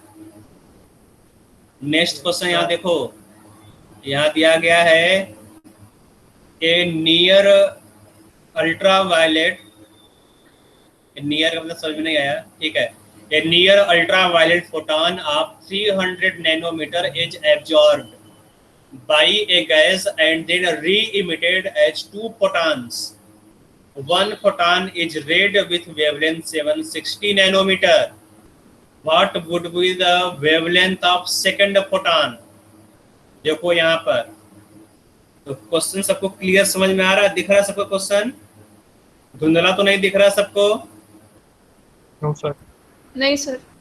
ठीक है, तो यहाँ दिया गया है a near ultraviolet photon. तो एक फोटॉन यहाँ पर है, 10 फोटॉन है ना। ये एब्जॉर्ब किया गया, गैस ने एब्जॉर्ब किया, एब्जॉर्ब करने के बाद जो एनर्जी उसको रेडिएट कर दिया। तो एक फोटॉन यहाँ पर था, इसका एनर्जी ज्यादा था यहाँ पर, ठीक है। इसका एनर्जी तो निकाल, तो यहाँ पे एनर्जी था E1 और फिर इसने दो एनर्जी को रेडिएट किया। मान लो इसका एनर्जी E था, ठीक है, एनर्जी E था, गैस ने एब्जॉर्ब किया, एब्जॉर्ब करने के बाद E1 और E2 एनर्जी का 2 फोटॉन रेडिएट किया। तुम्हें मालूम है कि क्या कंजर्व होता है यूनिवर्स में? तुम्हें मालूम है कि जो एनर्जी है यूनिवर्स में वो कंजर्व होता है, पता है ना? कंजर्वेशन ऑफ एनर्जी, एनर्जी को ना तो क्रिएट किया जाता है ना तो डिस्ट्रॉय किया जाता है। उस तरह मास को भी ना तो क्रिएट करोगे नहीं तो डिस्ट्रॉय कर सकते हो, ठीक है। तो कंजर्वेशन ऑफ एनर्जी, इसका मतलब जो इनिशियल एनर्जी था that is equal to the final energy E1 plus E2, है कि नहीं? गैस ने इस E एनर्जी को एब्जॉर्ब किया, रेडिएशन को, और 2 एनर्जी रेडिएट किया E1 और E2। तो फिर से पढ़ो क्वेश्चन को, समझ में आ जाएगा। A ultraviolet photon of 300 nanometre is absorbed by a gas and then re-emitted as 2 photons. One photon is red with wavelength 760 nanometer. So second photon का वेवलेंथ क्या होगा पूछ रहा है, ठीक है। तो जो एनर्जी का फार्मूला है वेवलेंथ वाला, उसको हम लोग यहाँ पर लगा देंगे, अप्लाई कर लेंगे। तो एनर्जी फार्मूला क्या होगा बेटा? hc बाई लैम्डा होता है ना। तो यहाँ पर hc बाई लैम्डा हो गया, h क्या है? प्लैंक्स कांस्टेंट, c क्या है? Speed of light. तो E1 क्या होगा? hc बाई लैम्डा 1, E2 क्या होगा यहाँ पर? hc बाई लैम्डा 2 होगा। तो जो h है वो प्लैंक्स कांस्टेंट है, कांस्टेंट हाइजेंस कैंसिल हो जाएगा। c स्पीड ऑफ लाइट है, स्पीड ऑफ लाइट हाइजेंस कैंसिल हो जाएगा। तुम्हें क्या मिलेगा? 1 by lambda is equal to 1 by lambda 1 plus 1 by lambda 2। तो लैम्डा 1 मालूम है, लैम्डा मालूम है, लैम्डा 2 निकालना है, निकल आएगा? Yes sir. चलो मैं निकाल के दिखा देता हूँ।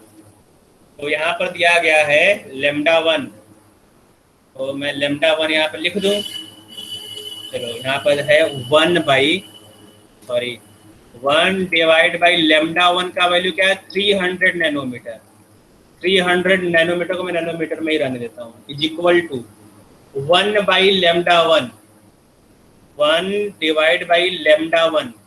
तो लैम्डा 1 का वैल्यू कितना दिया गया? 760। 1 डिवाइड बाई 760, ठीक है, 760 प्लस 1 डिवाइड बाई अननोन को मैं x ले रहा हूँ, जो अननोन वेवलेंथ है वो लैम्डा x है। तो ये बनेगा, ये सबको समझ में आ रहा है बेटा? ये है ना? Yes, sir. तो 1 बाई जो वेवलेंथ है दिया गया है 300 नैनोमीटर, तो रेड का वेवलेंथ 760 नैनोमीटर दिया गया है। जो अलग सा वेवलेंथ है उसको तुम्हें निकालना होगा, तो उसको तुम निकाल सकते हो, उसको सॉल्व करोगे, है ना। तो ये सॉल्व करने पे तुम्हें मिल जाएगा। तो ये देखो, ये क्वेश्चन है 1 by 300 is equal to 1 by 760 plus 1 by x। इसको सॉल्व कर लेते हैं, सॉल्व फॉर x, तो कितना आ जाएगा? तो x का वैल्यू यहाँ पर दिया गया, तो इसको यहाँ पर लिख लेते हैं, ठीक है। तो यहाँ पर x का वैल्यू आ जाएगा, है ना? नहीं आ रहा है यहाँ पर, ठीक है। तो इसको क्लोज कर देते हैं विंडो को, तो आंसर आ जाएगा यहाँ पर, ठीक बेटा। आंसर यहाँ नीचे चला गया।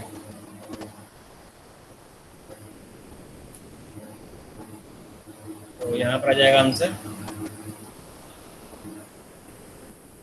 तो अननोन का वैल्यू कितना होगा ये, ठीक है। तो ये किस में आएगा बेटा, नैनोमीटर में, ये भी आएगा नैनोमीटर में।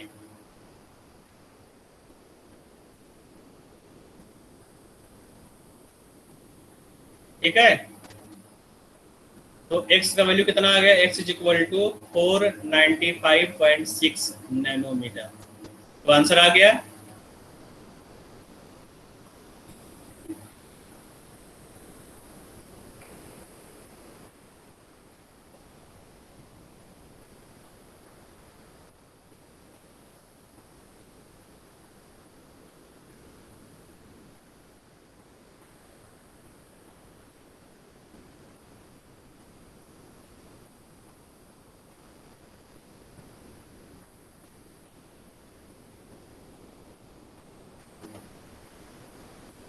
ठीक बेटा, तो सबको समझ में आ गया होगा यहाँ पर, या किसी कोई डाउट है? अगर किसी कोई डाउट है पूछ सकते हैं यहाँ पर।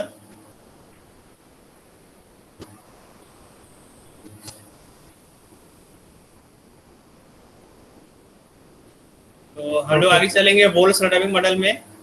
हाँ हो गया बेटा, ये सोल्यूशन भी यहाँ पर, सोल्यूशन में देखोगे तो वही आएगा यहाँ पर, आंसर में 496 है। तो अप्रोक्सीमेटली अगर इसको राउंड ऑफ करोगे तो 496 ही आएगा। तो ये 496 आंसर दिया गया यहाँ पर, ठीक है।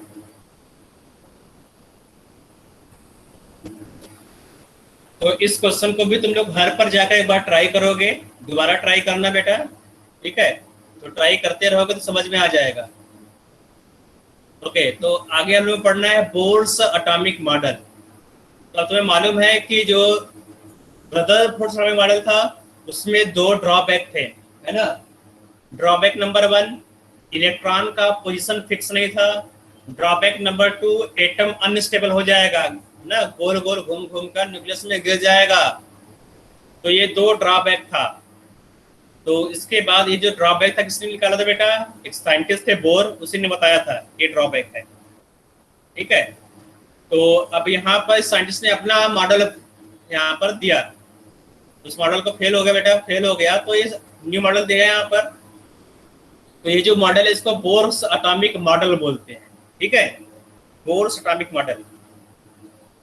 तो अब जो बोर एटॉमिक मॉडल है वो केवल और केवल हाइड्रोजन लाइक एटम या हाइड्रोजन लाइक आयंस पर बेस्ड है, ठीक है। तो यहाँ पर ये एप्लीकेबल होगा केवल हाइड्रोजन लाइक एटम या हाइड्रोजन लाइक आयंस पर। तो हाइड्रोजन लाइक एटम क्या होगा, हाइड्रोजन लाइक एटम,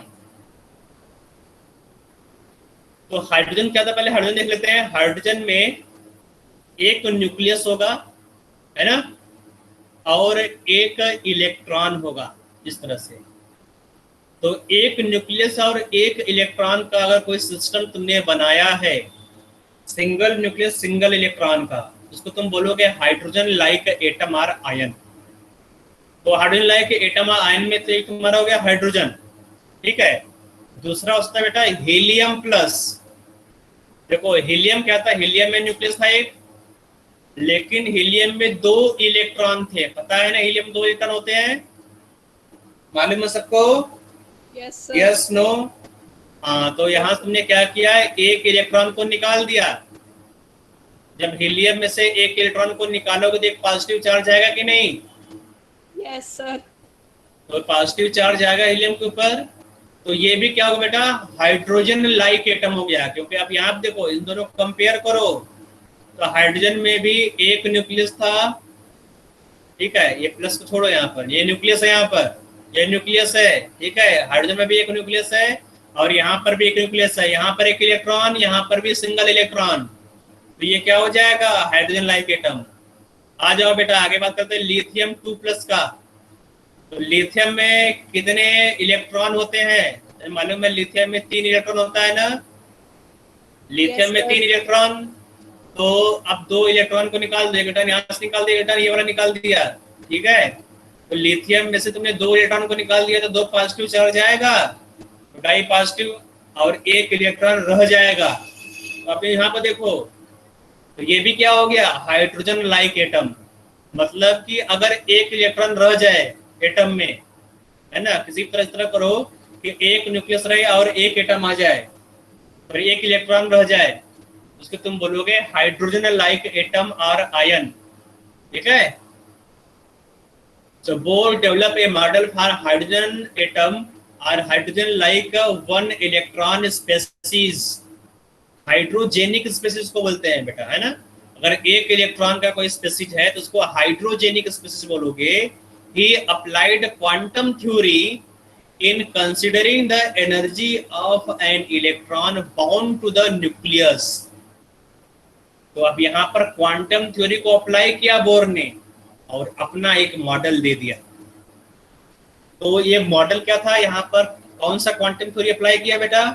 तुमने अभी एक क्वांटम थ्योरी पढ़ा था, प्लैंक्स क्वांटम थ्योरी पढ़ा ना अभी बेटा ऊपर। तो उसी प्लैंक्स क्वांटम थ्योरी को अप्लाई किया बोर ने और उसी के ऊपर एक मॉडल प्रोड्यूस किया। यहाँ पर मॉडल जो है बताया, ये जो मॉडल है इसको बोलते हैं बोर-स्टाइन मॉडल। तो यहाँ पर कुछ पॉइंट्स हैं, तो यहाँ पर जो पॉइंट्स है, जो अजम्पशन दिया बोर ने, उसको यहाँ पर लिखा, ठीक है। तो जब बोर ने बेटा अपना मॉडल दिया था तो कुछ अजम्पशंस दिया था यहाँ पर, और उसी अजम्पशंस को तुम लोग पढ़ोगे। इस अजम्पशंस को बोलते हैं important postulates of Bohr model, या फिर बोर्स पोस्टुलेट इसको बोलते हैं, बोर्स पोस्टुलेट्स, ठीक है। तो ये पोस्टुलेट्स क्या है बेटा? इसी पोस्टुलेट्स पर पूरा मॉडल है। पोस्टुलेट्स में कुछ चीजें ऐसा है कि जो पहले डिस्कवर हो चुका है, कुछ बोर ने खुद अपने तरफ से दिया है, तो सबको मिलाकर यहाँ पर लिख दिया गया। तो नंबर वन पोस्टुलेट है electron revolves around the nucleus in circular paths, ठीक है। ये किसने बताया था बेटा कि जो इलेक्ट्रॉन है न्यूक्लियस के चारों तरफ घूमता है? रदरफोर्ड ने बताया था। तो रदरफोर्ड का जो कॉन्सेप्ट उसने यूज कर लिया कि जो इलेक्ट्रॉन है न्यूक्लियस चारों तरफ गोल गोल घूमेगा। The force of attraction between nucleus and an electron is equal to the centrifugal force of the moving electron. तो सेंट्रीफ्यूगल फोर्स और सेंट्रीपिटल फोर्स, ये नाम सुना तुम लोगों ने बेटा?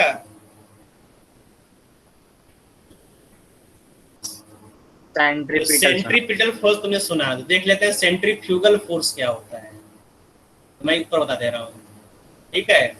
तो जैसे तुमने क्या किया कि एक यहाँ पर नेल डाल दिया, या फिर हाथ में एक रस्सी में एक किसी है ना स्टोन को बांध कर घुमा रहे हो गोल गोल, है ना, इस तरह से गोल गोल घुमा रहे हो, ठीक है।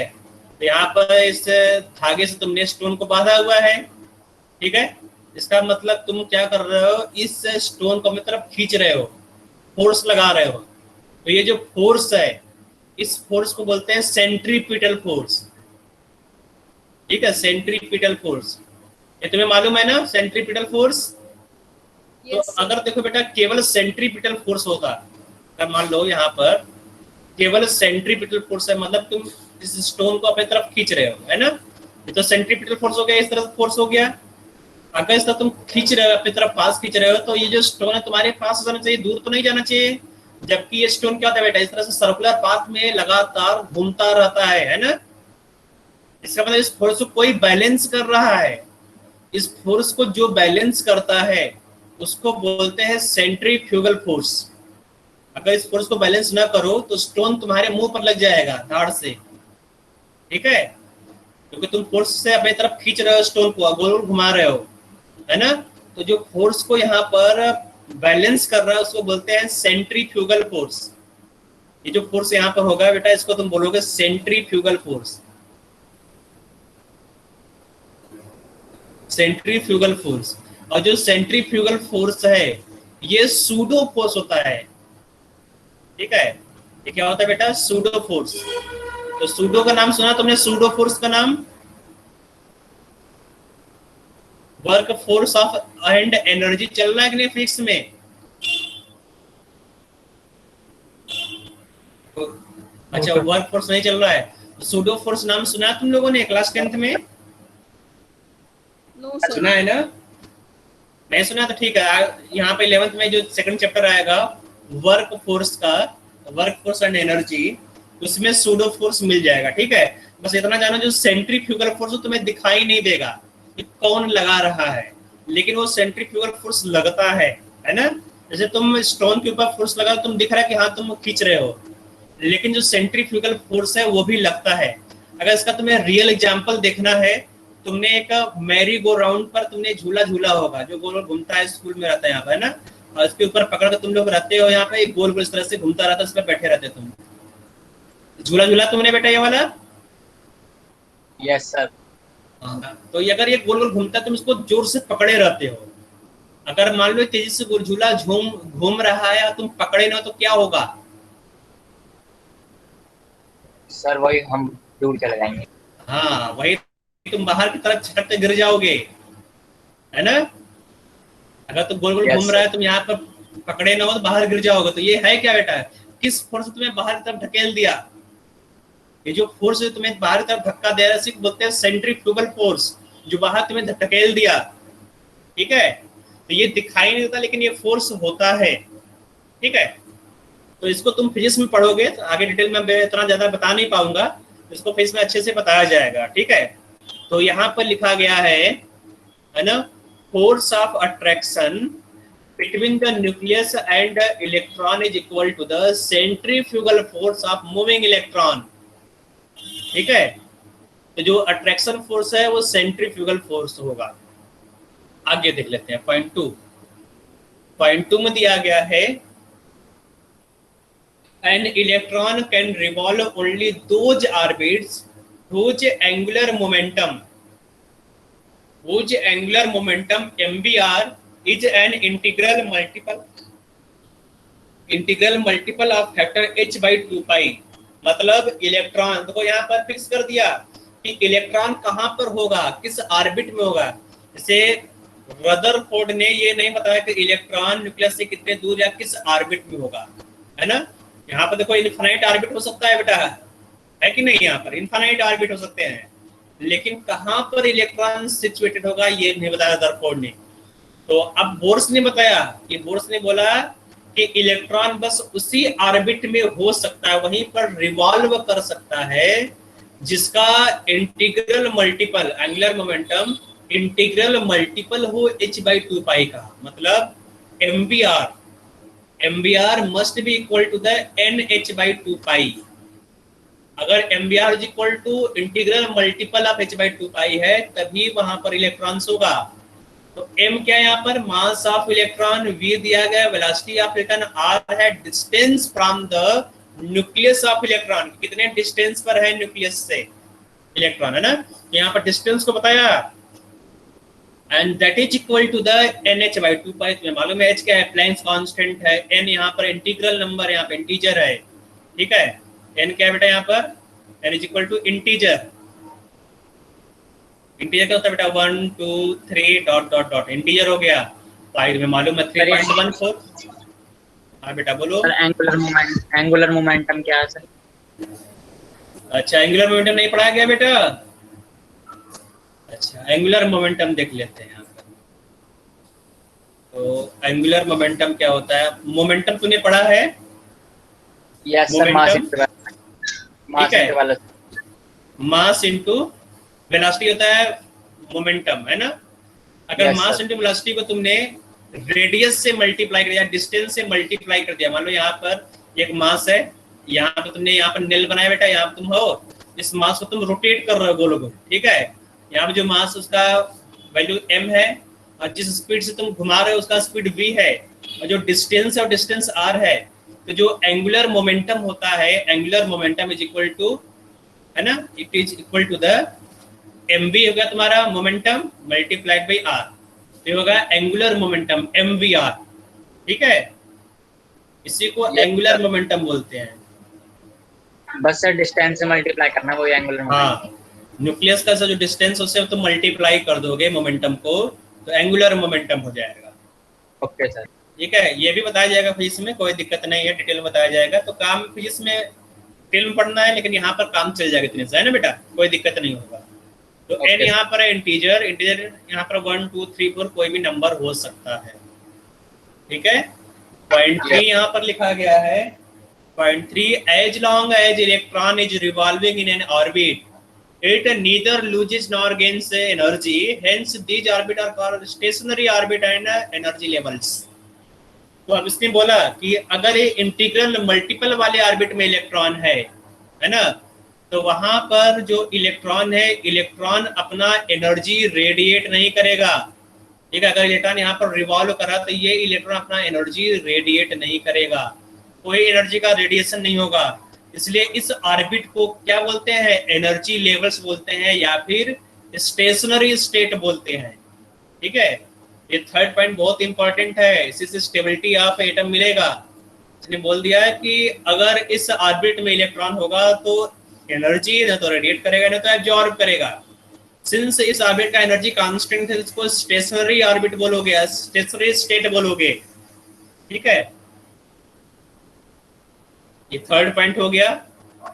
फोर्थ पॉइंट बोला गया कि एक एटम में एक से ज्यादा स्टेशनरी स्टेट हो सकते हैं या ऑर्बिट हो सकते हैं। ठीक है, ये न्यूक्लियस हो गया, ये तुम्हारा हो गया फर्स्ट ऑर्बिट, ये हो गया सेकंड ऑर्बिट, है ना।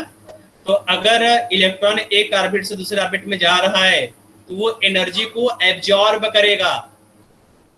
ठीक है, तो एनर्जी को एब्जॉर्ब करके हायर एनर्जी स्टेट में चला जाएगा। तो ये क्या बेटा, लोअर एनर्जी स्टेट है, और ये क्या होगा बेटा, हायर एनर्जी स्टेट या एनर्जी लेवल है। ठीक है, तो अगर लोअर एनर्जी स्टेट से इलेक्ट्रॉन हायर एनर्जी स्टेट में जाएगा तो क्या करना होगा, उसको एनर्जी सप्लाई करना पड़ेगा, एनर्जी देना पड़ेगा। ठीक है, तो ये हो गया। तो इसको बोलते हैं एक्साइटेशन। तो क्या बोलोगे, एक्साइटेशन। तो अगर लोअर एनर्जी से इलेक्ट्रॉन हायर एनर्जी स्टेट में चला गया उसको तुम बोलोगे एक्साइटेशन, जंप या एक्साइट बोलोगे, इलेक्ट्रॉन एक्साइट हो गया। दूसरा, हायर एनर्जी स्टेट से इलेक्ट्रॉन अगर लोअर एनर्जी स्टेट में आ रहा है, ठीक है, हायर एनर्जी स्टेट से अगर इलेक्ट्रॉन लोअर एनर्जी स्टेट में जाएगा तो एनर्जी रिलीज करेगा। ठीक है, यहाँ पे एनर्जी क्या करेगा, रिलीज करेगा एनर्जी, यहाँ पर है ना, एनर्जी का रेडिएशन होगा, और इसको बोलते हैं डी एक्साइटेशन। तो समझना बेटा, एक्साइटेशन और डी एक्साइटेशन का मतलब, एक्साइटेशन मतलब लोअर एनर्जी लेवल से इलेक्ट्रॉन हायर एनर्जी लेवल में जाएगा, डी एक्साइटेशन में इलेक्ट्रॉन हायर एनर्जी स्टेट से लोअर एनर्जी स्टेट में आएगा। ठीक है, ये समझ में आ गया सबको चारों पॉइंट। तो इसको नोट कर लो, इसका स्क्रीनशॉट ले लो, ले लिया स्क्रीनशॉट, हो गया बेटा। Yes, हाँ, sir. तो जिसको डाउट है तुम क्वेश्चन पूछ लो बेटा, जिसको भी डाउट है तो।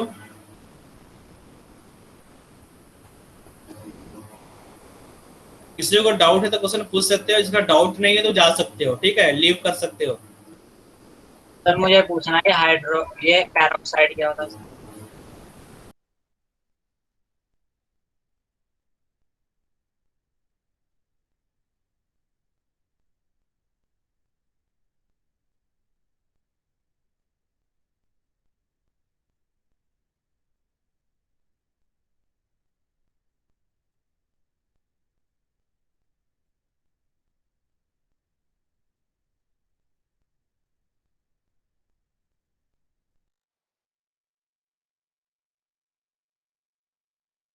सर आवाज नहीं आ रही।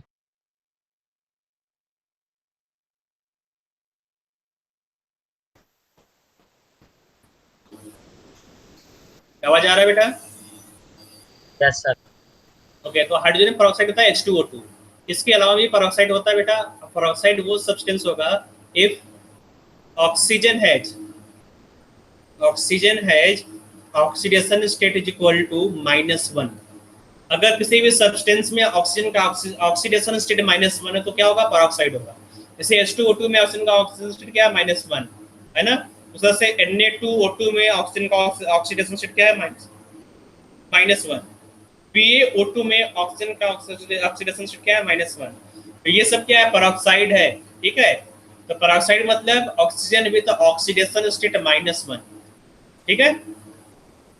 Yes sir. और सर सुपर ऑक्साइड भी होता है एक, वो क्या है? हाँ, तो सुपर ऑक्साइड क्या होगा, देख लो यहाँ पर सुपर ऑक्साइड। तो बस ये सुपर ऑक्साइड, इसमें जो ऑक्सीजन का ऑक्सीडेशन स्टेट क्या होगा बेटा, -1/2, ठीक है। अगर ऑक्सीजन का ऑक्सीडेशन स्टेट -1/2 है तो उसको तुम बोलोगे सुपर ऑक्साइड। फॉर एग्जाम्पल यहाँ पर तुम लिख सकते हो, है ना, RbO2, ठीक है, या फिर CgMO2 या फिर KO2। तो यहाँ पर जितने भी ऑक्सीजन है सबका ऑक्सीडेशन स्टेट -1/2 है, -1/2 है। तो अगर ऑक्सीडेशन स्टेट -1/2 आ जाएगा तो तुम बोलोगे सुपर ऑक्साइड। और किसी कोई डाउट है? नहीं सर बस। ओके, किसी कोई डाउट तो पूछ सकते हो, नहीं तो जा सकते हो, लीव कर सकते हो।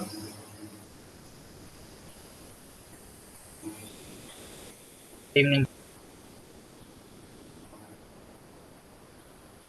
गुड इवनिंग बेटा, बाय बाय।